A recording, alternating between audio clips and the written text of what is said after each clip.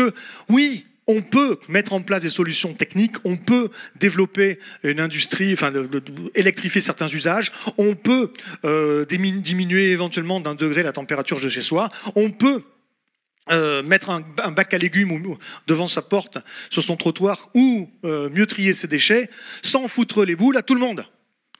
Oui, on peut, pour tous les petits gestes, pour tous les aménagements, pour toutes les décisions politiques, on peut. Mais ça ne suffira pas. Je vous ai déjà dit que la systémique de la problématique impose une remise en question fondamentale de nos modes de vie, individuels, collectifs, d'une remise en question plus profonde, même culturelle et sociétale. Et pourquoi diable ferait-on ça dans un système qui nous encourage vivement à ne surtout pas le faire? Pourquoi diable se tirerait-on à court terme une balle dans le pied? Parce que ça revient à ça en réalité, au sein de ce système, tant qu'il existe.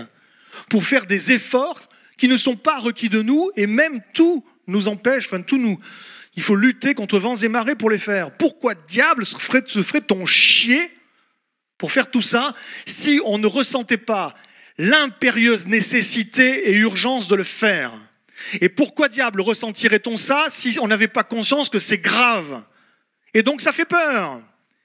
Et je ne peux pas vous assurer que 100% des gens qui ont peur feront la bonne chose. Je peux vous assurer que 100% des gens qui font et qui feront la bonne chose le feront pour une raison. La peur. Parce qu'ils prennent peur.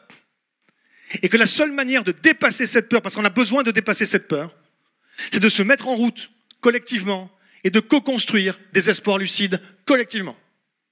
C'est par l'action qu'on dépasse la peur. Elle est toujours présente, mais elle passe au second plan. Voilà le truc. Donc, ne surtout pas avoir peur de faire peur. Maintenant, on a besoin, mesdames et messieurs, d'électrochocs. D'électrochocs.